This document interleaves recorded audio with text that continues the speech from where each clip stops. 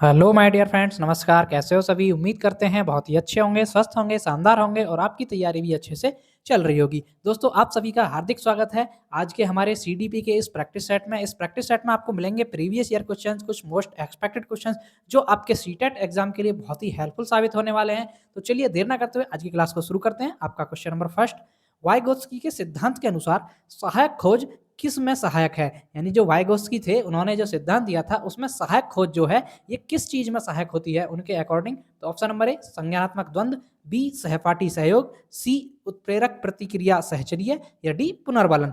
तो देखिए भाई, लेव वाइगोत्स्की जो थे, उन्होंने जो आपका सिद्धांत दिया था वो सोशियो कल्चर जो थ्योरी थी आपकी, सामाजिक सांस्कृतिक जो सिद्धांत दिया था संज्ञानात्मक विकास का, वो आपका वाइगोत्स्की ने दिया था। इन्हीं ने आपकी जेड पीडी जो आपकी थ्योरी होती है, Z PD zone of proximal development, या है ना, समीपस्थ विकास का क्षेत्र, और एक आपका स्कैफोल्डिंग होता है, वो भी अवधारणा लेव वाइगोत्स्की ने दी थी। तो उन्होंने सहायक खोज को सहायक बताया था कि वो सहपाठी सहयोग में वो सहायक होती है। तो ऑप्शन नंबर बी हमारा यहाँ पर सही जवाब था।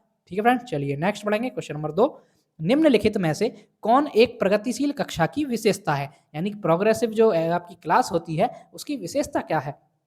ऑप्शन ए सामग्री केवल प्रदर्शन के लिए, सॉरी फ्रेंड्स लाइन खिंच गई ये, हाँ, ऑप्शन ए सामग्री केवल प्रदर्शन के लिए है, बी बैठने की व्यवस्था तय है, सी औपचारिक परीक्षा के माध्यम से वर्ष के अंत में बच्चों का मूल्यांकन किया जाता है, या ऑप्शन नंबर डी शिक्षिका बच्चों की अवधारणात्मक समझ को सक्षम करने के लिए सीखने के अवसर प्रदान करती है। तो देखिए, प्रगतिशील शिक्षा वही होती है जहाँ जो शिक्षक होते हैं वो बच्चों की समझ को विकसित करने के लिए उनको ज़्यादा से ज़्यादा सीखने के अवसर प्रदान करें। ज़्यादा से ज़्यादा अवसर देंगे तो बच्चा जो बच्चे की जो अधिगम है बच्चे का वो अच्छे से होगा। तो ऑप्शन नंबर डी हमारा यहाँ पर सही जवाब होगा। ऑप्शन नंबर डी शिक्षिका बच्चों की अवधारणात्मक समझ, यानी कि उनका जो कॉन्सेप्ट होता है, कॉन्सेप्ट की समझ को सक्षम करने के लिए सीखने के अधिक से अधिक अवसर प्रदान करना। ठीक है फ्रेंड्स, तो ऑप्शन नंबर डी हमारे यहाँ पर सही जवाब है। चलिए आगे बढ़ेंगे। क्वेश्चन नंबर 3, क्या करना चाहिए जब एक छात्र कक्षा में ध्यान नहीं देता है? भाई मान लीजिए आप एक टीचर हैं, आप सीटेट पास करके, सुपर टेट या जो भी आपका एग्जाम होता है उसको पास करके आप शिक्षक बनेंगे, तो आप देखेंगे, आप पाएंगे कि आपकी कक्षा में कोई एक छात्र है, वो कक्षा में ध्यान नहीं दे रहा है। तो आप उस समय क्या करेंगे? आपको क्या करना चाहिए, ये पूछा आपसे। ऑप्शन नंबर ए कक्षा में विषय के बारे में कुछ रुचिपूर्ण बातें बताना, बी उसे कक्षा से बाहर चले जाने को कहना, सी उसे चेतावनी देना, या डी उसे पढ़ने को बाध्य करना। अब देखिए ऑप्शन नंबर डी है भाई, उसे पढ़ने को बाध्य है भाई, जबरदस्ती है कि पढ़ पढ़ पढ़, बाध्य करना, तो ऐसा नहीं करना है आपको। उसे चेतावनी देना, खाली चेतावनी देके छोड़ देना, ये भी नहीं करना है। उसे कक्षा से बाहर चले जाने को कहना, अब भाई कक्षा से उसे बाहर ही भेज दें तो पढ़ेगा ही क्या, है ना? तो आपको ये भी नहीं करना है। आपको क्या करना है, कक्षा के विषय के बारे में कुछ रुचिपूर्ण बातें, जो आप टॉपिक पढ़ा रहे हैं तो उसको पहले जो शिक्षार्थी हैं उनके पूर्व ज्ञान से, उनके वास्तविक ज्ञान से आपको जोड़ना होगा। तो जोड़ करके तब आप अपने जो टॉपिक है, आपका जो विषय है, उसको पढ़ाएंगे अच्छे से, तो उससे रुचि लेंगे बच्चे। ठीक है फ्रेंड्स, तो ऑप्शन नंबर ए हमारा यहाँ पर सही जवाब है। चलिए आगे बढ़ेंगे। क्वेश्चन नंबर 4, बुद्धिमत्ता के समकालीन सिद्धांतों के अनुसार बुद्धि क्या है? अब आपसे पूछा कि बुद्धि क्या है। ऑप्शन ए केवल दूसरों की नकल करने की क्षमता, बी एक विशिष्ट एकाकी क्षमता, सी क्षमताओं का एक समूह, या डी एक विलक्षण और सामान्य अवधारणा। तो देखिए, बुद्धि जो होती है आपकी, एक जो क्षमता होती है, क्षमताओं का एक समूह होती है। ऑप्शन नंबर सी यहाँ पर सही जवाब होगा। जो बुद्धि होती है वो आपकी क्षमताओं का समूह होती है। ठीक है फ्रेंड्स, तो ऑप्शन नंबर सी हमारा सही जवाब है। चलिए नेक्स्ट, क्वेश्चन नंबर 5, निम्नांकित में से कौन सी व्यक्तित्व की विशेषताएं हैं? अब आपकी जो पर्सनैलिटी होती है, व्यक्तित्व जो होता है, उसकी विशेषता इनमें से कौन सी है? ऑप्शन ए इसके अंतर्गत सामाजिक और मानसिक दोनों ही घटक आते हैं, बी किसी व्यक्ति विशेष के व्यवहार के रूप में इसकी अभिव्यक्ति पर्याप्त रूप से अनन्य होती है, ऑप्शन नंबर सी इसकी प्रमुख विशेषताएं साधारणतया समय के साथ परिवर्तित नहीं होती हैं, या ऑप्शन नंबर डी उपरोक्त सभी। अब देखिए भाई, पर्सनैलिटी जो होती है उसमें सामाजिक, सांस्कृतिक, मानसिक, ये सभी घटक आते हैं। अब ये तो आपका जवाब सही है। ऑप्शन बी क्या कह रहा है, किसी व्यक्ति विशेष के व्यवहार के रूप में इसकी अभिव्यक्ति पर्याप्त रूप से अनन्य होती है। बिल्कुल है भाई, जो एक तरह से व्यक्तिगत विभिन्नता की बात कही गई है यहाँ पर, कि भाई किसी व्यक्ति की पर्सनैलिटी अलग होगी, किसी की किसी तरह की होगी, तो उसमें भिन्नता भी होगी। तो एक तरह मतलब जौन सबकी एक जैसी पर्सनैलिटी नहीं होगी, अनन्य मतलब यही है, एक दूसरे से भिन्न। ऑप्शन नंबर सी इसकी प्रमुख विशेषताएं साधारणतः समय के साथ परिवर्तित नहीं होती है। बिल्कुल सही बात है भाई, जो पर्सनैलिटी आपकी वो समय के साथ परिवर्तित नहीं होती है। तो ये सभी के सभी आपके ऑप्शन सही हो जाएंगे। तो हमारा ऑप्शन नंबर डी यहाँ पर बिल्कुल सही जवाब है। ठीक है फ्रेंड्स, चलिए आगे बढ़ेंगे। क्वेश्चन नंबर 6, बाल विकास की कौन सी अवस्था में ओडिपस और इलेक्ट्रा जटिलता शुरू होती है? ऑप्शन ए शैशवावस्था, बी बाल्यावस्था, सी किशोरावस्था या डी वयस्कावस्था। तो देखिए ओडिपस और इलेक्ट्रा ये समझिए आखिर ये होता क्या है? देखिए ओडिपस और इलेक्ट्रा जो होते हैं, पहले ओडिपस समझिए। ओडिपस जो है आपका, जो आप जब बच्चा लगभग 3 से 4 या 5 साल के आसपास होता है, तो जो बच्चे होते हैं, बालिका नहीं बालक जो होते हैं, बालक अपनी विपरीत जेंडर के प्रति प्रेम करते हैं। मतलब एक तरह से जैसे बालक है तो वो अपनी माँ के प्रति प्रेम दिखाएगा, प्रेम दर्शाएगा, और बालिका होती है वो अपना पिता के प्रति प्रेम दर्शाती है। ठीक है, तो यहाँ पर वो बालक जो दर्शाता है उसको ओडिपस बोलते हैं, और जो बालिका दर्शाती है वो उसको इलेक्ट्रा बोलते हैं। ठीक है फ्रेंड्स, तो वो होता है आपका ऑप्शन नंबर ए शैशवावस्था में। ठीक है फ्रेंड्स, ये शैशवावस्था में होती है ओडिपस और इलेक्ट्रा। ये आपके सिगमंड फ्रायड जो मनोवैज्ञानिक थे, मनोविश्लेषणात्मक सिद्धांत दिया था, उन्होंने आपका ये ओडिपस इलेक्ट्रा बताया था। ऑप्शन नंबर ए यहाँ पर सही जवाब है। चलिए नेक्स्ट पढ़ेंगे क्वेश्चन नंबर 7। कक्षा 1 में बच्चों की भाषा कौशल का विकास क्रम में होना चाहिए, यानी कि कक्षा 1 में जो बच्चे हैं उनकी भाषा कौशल का विकास क्रम कैसा होना चाहिए, ये पूछा आपसे। तो देखिए ऑप्शन नंबर ए सुनना, बोलना, पढ़ना, लिखना, बी लिखना, पढ़ना, सुनना, बोलना, सी सुनना, लिखना, बोलना, पढ़ना, या डी लिखना, बोलना, पढ़ना और सुनना। तो देखिए भाषा कौशल का जो आपका क्रम है वो है आपका, एक शॉर्ट फॉर्म में याद रखिए आप, एल एस आर और डब्ल्यू। ठीक है, ये एल एस आर डब्ल्यू जो है ये आपका भाषा कौशल का क्रम होता है। एल से मतलब लिसनिंग, एस से मतलब स्पीकिंग, आर से मतलब रीडिंग और डब्ल्यू से मतलब राइटिंग। लिसनिंग, स्पीकिंग, रीडिंग और राइटिंग, यानी कि पढ़ना, सुनना, सुनना, बोलना, पढ़ना और लिखना। तो ऑप्शन नंबर ए हमारा यहाँ पर सही जवाब हो जाएगा। ठीक है फ्रेंड्स, यहाँ पर ए जवाब सही हो गया। अब देखिए एल एस आर डब्ल्यू होता है, लेकिन एक जो आपके चलिए यहाँ पर ऑप्शन नंबर ए सही है, आगे बढ़ेंगे। क्वेश्चन नंबर 8, इनमें से कौन सा तार्किक चिंतन में योगदान नहीं देता है? जो आपका तार्किक चिंतन होता है उसमें कौन सा योगदान नहीं देता है? ऑप्शन ए विचारक किसी कथन के संदर्भ में पूर्व अनुमानों की पहचान करते हैं और उन्हें चुनौती देते हैं। ऑप्शन नंबर बी विचारक कथनों में तथ्यों की सत्यता और तर्क की संगतता की जांच करते हैं। या ऑप्शन नंबर सी विचारक परिस्थिति के संदर्भ पर विचार नहीं करते। ऑप्शन नंबर डी विचारक कल्पना करते हैं और विकल्प तलाशते हैं। तो देखिए तार्किक चिंतन कहाँ हो रहा है भाई? विचारक कोई भी कथन दिया है उसके संदर्भ में पूर्वानुमानों की पहचान करते हैं, उन्हें चुनौती देते हैं, तो ये तो यहाँ पर तार्किक चिंतन हो रहा है। ऑप्शन नंबर बी विचारक कथनों में तथ्यों की सत्यता, भाई ये तथ्य जो है, फैक्ट जो है ट्रू है या फॉल्स है, गलत है या सही है, इसकी तर्क की जांच करते हैं, तो यह भी आपका तार्किक चिंतन होता है। विचारक परिस्थिति के संदर्भ पर विचार नहीं करते। अब देखिए कोई भी परिस्थिति के संदर्भ उसको विचार ही नहीं करते, तो यहाँ पर तार्किक चिंतन कहाँ होगा? तो ये तार्किक चिंतन का योगदान नहीं देता है। तो ऑप्शन नंबर सी हमारा यहाँ पर सही जवाब है। ठीक है फ्रेंड्स, चलिए नेक्स्ट क्वेश्चन नंबर 9।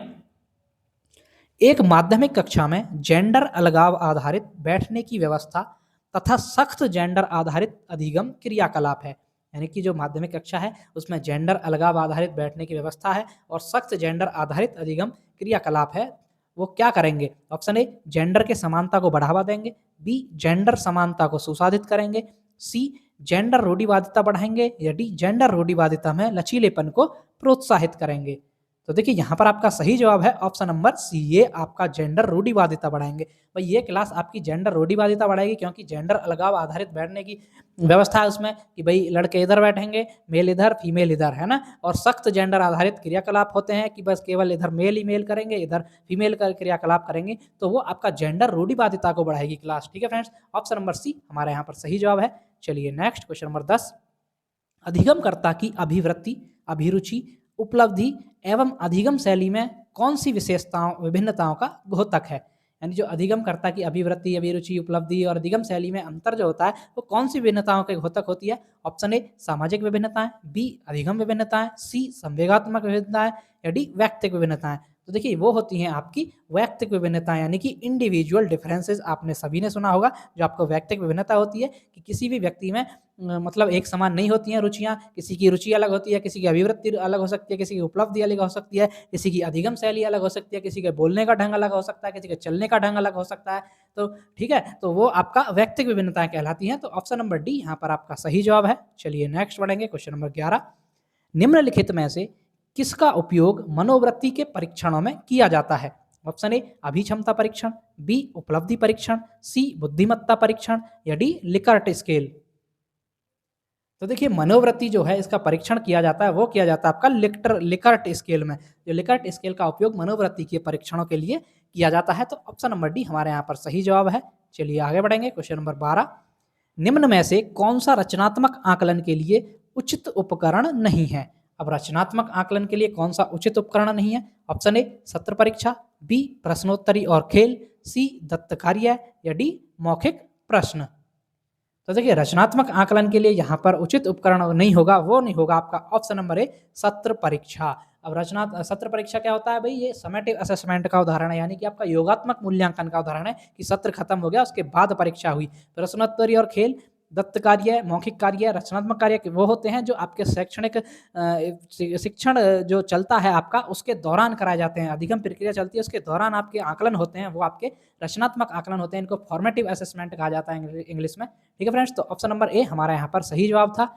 चलिए आगे बढ़ेंगे। क्वेश्चन नंबर 13, परीक्षा में विद्यार्थियों से किस प्रकार के प्रश्न पूछने चाहिए? ऑप्शन ए स्मृति एवं समझ आधारित, बी वस्तुनिष्ठ एवं विषयगत, सी समझ एवं अनुप्रयोग आधारित या डी केवल वस्तुनिष्ठ।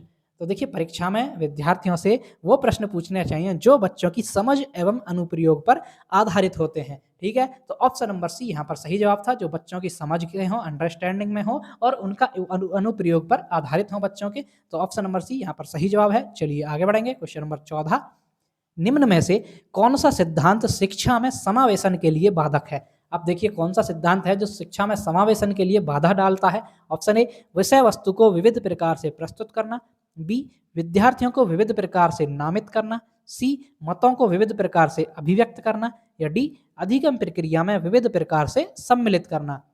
तो देखिए बाधक जो है वो है आपका ऑप्शन नंबर बी, विद्यार्थियों को विविध प्रकार से नामित करना। आपका नामकरण नहीं करना है बच्चों को, है ना। तो ये आपका समावेशन के लिए बाधक है। लेकिन विषय वस्तु को विविध प्रकार से प्रस्तुत करना यह समावेशी कक्षा में होता है। मतों को विविध प्रकार से अभिव्यक्त करना, अधिगम प्रक्रिया में विविध प्रकार के सम्मिलित करना, ये सभी होते हैं। लेकिन ऑप्शन नंबर बी यहाँ पर बाधक होता है। तो ऑप्शन नंबर बी हमारा सही जवाब हो जाएगा।